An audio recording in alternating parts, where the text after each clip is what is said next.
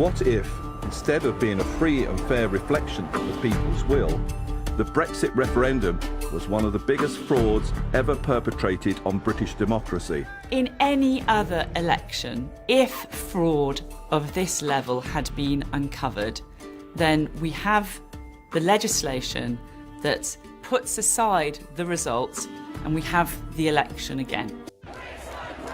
As the post-mortems got underway, attention began focusing on the role played by social media, a powerful tool for swaying public opinion.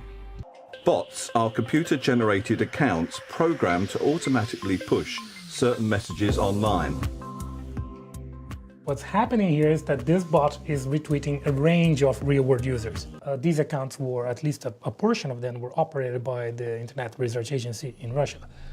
Based in St. Petersburg, the Internet Research Agency, or IRA, is a troll farm, an organisation created expressly to sow discord and disinformation on the web. It was identified by American intelligence as having played a key role in manipulating the 2016 election of President Donald Trump. Though no one knew it at the time, it now seems that the IRA also played a role in Brexit. On the day of the referendum, we found a marked change in behaviour. So accounts that had been intermittently tweeting on Brexit suddenly started tweeting a lot. Edinburgh University researcher Dr. Claire Llewellyn has examined millions of tweets that were posted prior to the referendum. Many of them, it turns out, from the same suspect Internet Research Agency accounts. And they were using that to promote a trending topic so that a lot of people saw that information, and therefore they were trying to affect Brexit using that strategy. So what we have here is trolls. So it's human people writing tweets. What they flipped to was being bots. One of my greatest regrets in running the company is that we were slow in identifying the Russian information operations in 2016. And that was a big mistake. And it was my mistake. And I'm sorry. What no one yet fully understands is the role that Facebook may have also played in Brexit. The fact that doubts persist is due in part to the company's connection to another murky affair. In early 2018, The Guardian newspaper revealed that 87 million personal Facebook accounts had been illegally harvested by a UK-based strategic communications business. Called Cambridge Analytica, it worked with the Trump presidential campaign and had ties to Leave EU. An offshoot of a larger company called SCL, which had an alleged background in military disinformation, Cambridge Analytica's promise was that it could target people with messages to modify their voting choices.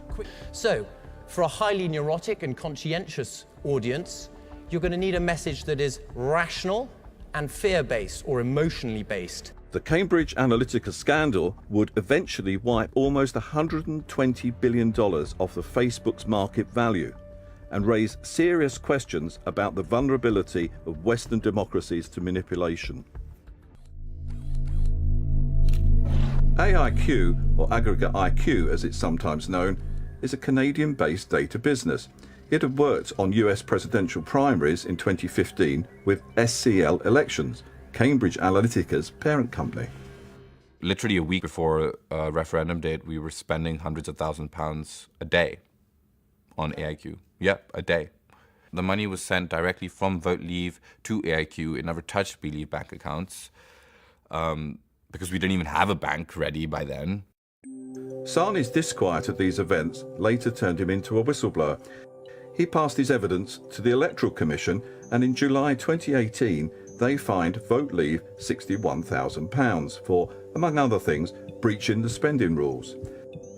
Interestingly, the DUP spent another slice of the mysterious donation on the services of Aggregate IQ, same data company to which Vote Leave sent money when illegally circumventing the UK's strict referendum spending laws. Since the Brexit referendum, questions about the mysterious donors and the so-called dark money have continued to surface. Journalist Peter Jukes focused his attention on the biggest political donor in UK's history, insurance mogul Erin Banks. Allegedly, he transferred more than £8 million in loans and donations to leave EU and other Brexit campaigns.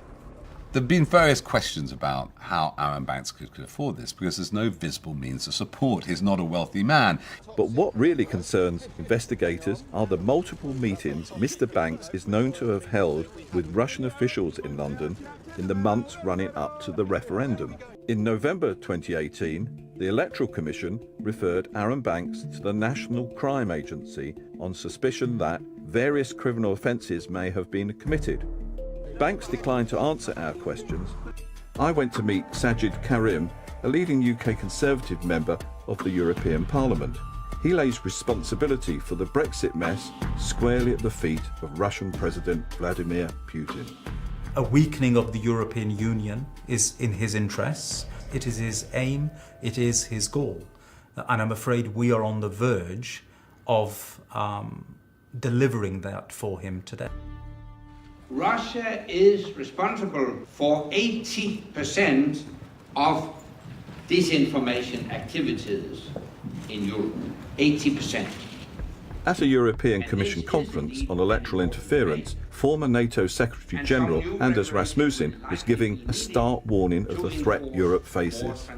Over the past 2 years, foreign interference has been detected in at least 10 elections and referendums on both sides of the Atlantic. If you win a campaign or a referendum or an election based on breaking the law, then it isn't democratic. It's a lie.